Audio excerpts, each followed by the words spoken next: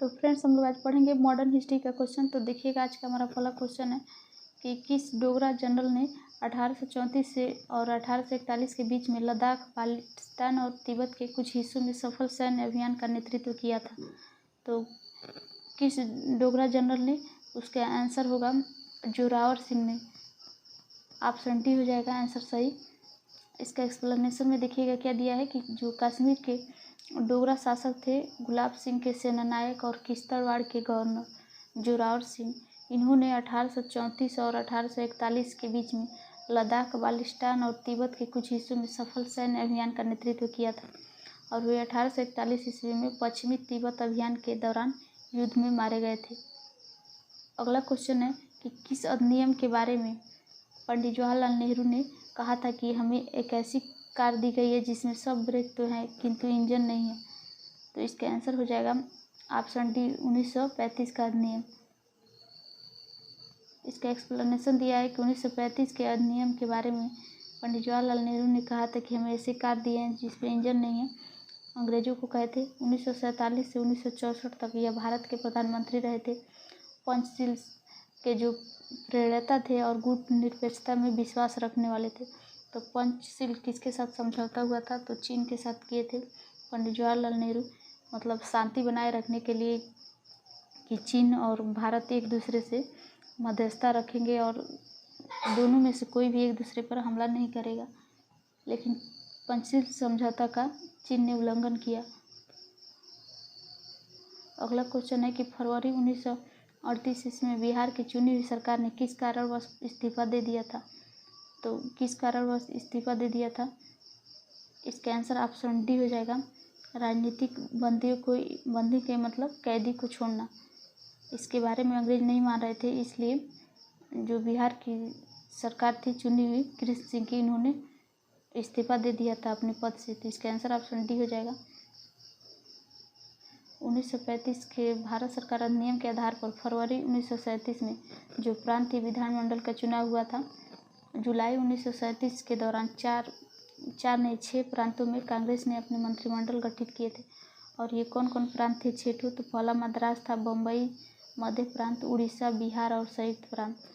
और जो 1937 का चुनाव हुआ था उसमें राजनीतिक कैदियों को रिहाई को लेकर आपस में मतभेद हो गया था, कांग्रेस का प्रमुख मुद्दा था। लेकिन जो अंग्रेज सब थे इसको मानने के लिए तैयार नहीं थे। कांग्रेस का ये जोर था कि राजनीतिक कैदी को जो जेल में बंद किए हैं सब उनको रिहा कर दिया जाए।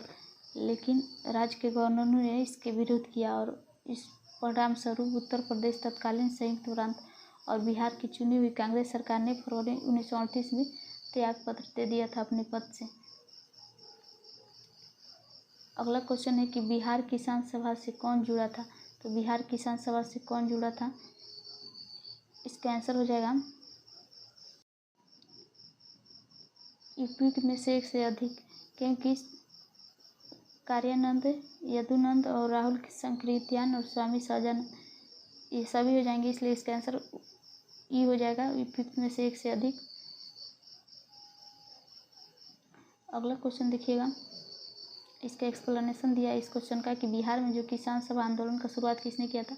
तो स्वामी सहजानंद सरस्वती ने किया था। और कब हुआ था यह किसान सभा की स्थापना? तो 1929 ईस्वी में बिहार किसान सभा की स्थापना हुई थी। और इस सभा का विस्तार बिहार के जो गांव में काम करने वाले थे, कौन कौन सदस्य थे? तो कार्यानंद शर्मा थे, राहुल संकृत्यान थे, पंचानंद शर्मा थे, यदुनंद शर्मा थे। इन्होंने वामपंथी नेताओं का सहयोग, ये मतलब जो इतने नाम हैं कार्यानंद, राहुल, पंचानंद, यदुनंद शर्मा, ये सब वामपंथी नेता थे, इन्होंने सहयोग दिया था स्वामी सहजानंद सरस्वती का किसान सभा की स्थापना में। अगला क्वेश्चन है कि जो कांग्रेस सोशलिस्ट पार्टी था उसका पहली बैठक कब हुआ था? तो 1934 ईस्वी में हुआ था पहली बैठक पटना में। इसका आंसर ऑप्शन सी हो जाएगा। 1934 में पटना में कांग्रेस समिति की बैठक के समय ही इन सदस्यों की एक अलग बैठक हुई जिसमें अखिल भारतीय समाजवादी दल की स्थापना को औपचारिक मान्यता मिली। अगला क्वेश्चन है कि अखिल भारतीय किसान कांग्रेस का गठन कब हुआ था? तो कब हुआ था? 1936 ईस्वी में। इसका आंसर ऑप्शन ए हो जाएगा। अप्रैल 1936 में जो लखनऊ में अखिल भारतीय किसान कांग्रेस की स्थापना हुई उसका नाम बदलकर अखिल भारतीय किसान सभा कर दिया गया। बिहार प्रांतीय किसान सभा के संस्थापक कौन थे? तो स्वामी सहजानंद सरस्वती थे इसके अध्यक्ष, और आंध्र में किसान आंदोलन के अगुआ तथा कृषि क्षेत्र की समस्याओं के विद्वान जो NG रंगा थे, इनको महासचिव चुना गया थे ये। और फैजपुर में जो कांग्रेस सत्र चल रहा था उसके साथ अखिल भारतीय किसान कांग्रेस का दूसरा सत्र भी चला, जिसकी अध्यक्षता किसने किया था? तो NG रंगा ने किया था। अगला क्वेश्चन है कि 1936 में जो लखनऊ में अखिल भारतीय किसान सभा हुआ था उसका प्रथम अध्यक्ष किसे चुना गया था?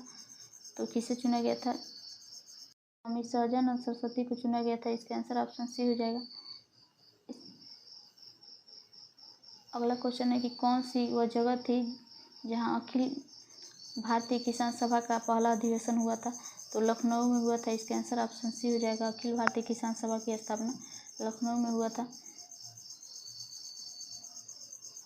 स्वामी सहजानंद सरस्वती ने भूमि जलीय मार्ग में राष्ट्रीयकरण की मांग के साथ अखिल भारतीय किसान संयुक्त का गठन कब हुआ था?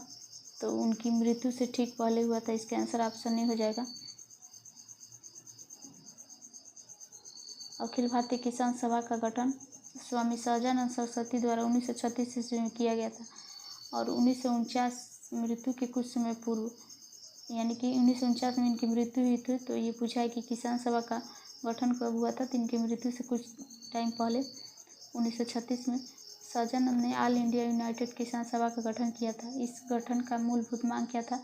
तो भूमि, जलमार्ग, ऊर्जा और संपत्ति के सभी स्रोतों का राष्ट्रीयकरण करना था। अगला क्वेश्चन है कि भारतीय ट्रेड यूनियन कांग्रेस के पहले अध्यक्ष कौन थे? तो लाला लाजपत राय थे। इसका आंसर ऑप्शन सी हो जाएगा। भारतीय ट्रेड यूनियन कांग्रेस था, उसका नाम क्या था? Akhil Bharatiya trade union Congress. इसकी स्थापना MN जोशी के द्वारा 31 अक्टूबर 1920 को बम्बई में की गई थी और इसकी स्थापना का कारण था 1919 में जो अंतर्राष्ट्रीय श्रम संगठन था, इसलिए भारतीय श्रमिक संगठनों ने आपस में संगठित होने का फैसला लिया। इनके प्रथम अध्यक्ष कौन थे? तो लाला लाजपत राय थे। और इसके उपाध्यक्ष कौन थे? तो जोसेफ बैप्टिस्टा। और महामंत्री कौन था? तो दीवान चमन लाल बजाज थे। इसके संगठन प्रथम विभाजन कब हुआ था? तो 1929 का नागपुर अधिवेशन में इसका विभाजन हुआ था। इस विभाजन के फलस्वरूप all India trade union federation की स्थापना हुई। इस समय पंडित जवाहरलाल नेहरू इसके अध्यक्ष थे। अगला क्वेश्चन है कि ट्रेड यूनियन आंदोलन के क्रांतिकारी चरण का समय था। तो 1926 से लेकर 1939 तक। इसका आंसर ऑप्शन बी हो जाएगा। जो ट्रेड यूनियन आंदोलकारी जो थे, इसके क्रांतिकारी चरण का समय 1926 से 1939 तक माना जाता है। इसके दौरान MN राय, मुजफ्फरपुर अहमद और श्रीपाद डांगे, शौकत उस्मानी आदि भारत में ट्रेड यूनियन के प्रमुख नेता थे। तो ट्रेड यूनियन के प्रमुख नेता कौन कौन थे? MN राय थे, मुजफ्फर अहमद, श्रीपाद डांगे, शौकत उस्मानी आदि थे। और इसका समय 1926 से 1939 के बीच माना जाता है। अगला क्वेश्चन है कि कांग्रेस सोशलिस्ट पार्टी की जो पहली बैठक थी पटना में कब हुई थी? तो 1934 ईस्वी में हुई थी। इसका आंसर ऑप्शन बी हो जाएगा। और इसका गठन 1936 ईस्वी में हुआ पटना में।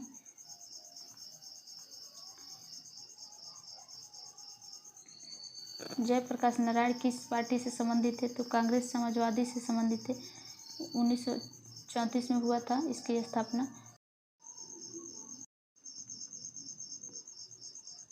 कांग्रेस समाजवादी पार्टी के संस्थापक कौन थे? तो आचार्य नरेंद्र देव और जयप्रकाश नारायण थे। पटना में हुआ था 1934 ईस्वी में। और अन्य सदस्य कौन कौन थे? तो अशोक मेहता, अच्युत पटवर्धन, मीनू मनासी और राम मनोहर लोहिया, पुरुषोत्तम विक्रम दास, यूसुफ मेहराले, गंगा सरर सिंह, कमला देवी चट्टोपाध्याय इसके अन्य सदस्य थे। लेकिन मेन आप लोग ये याद रखिएगा कि आचार्य नरेंद्र देव और जयप्रकाश नारायण ने इसके संस्थापक थे। और 1934 ईस्वी में हुआ था कांग्रेस समाजवादी पार्टी का। इसमें दिया है कि जयप्रकाश नारायण इस पार्टी से किस पार्टी से जुड़े थे? तो कांग्रेस सोशलिस्ट पार्टी से 1934 ईस्वी में हुआ था। और जो 1934 में कांग्रेस समाजवादी पार्टी का गठन हुआ था उसके भीतर ही जयप्रकाश नारायण, योगेंद्र शुक्ला, मीनू मनासी और आचार्य नरेंद्र देव द्वारा किया गया था।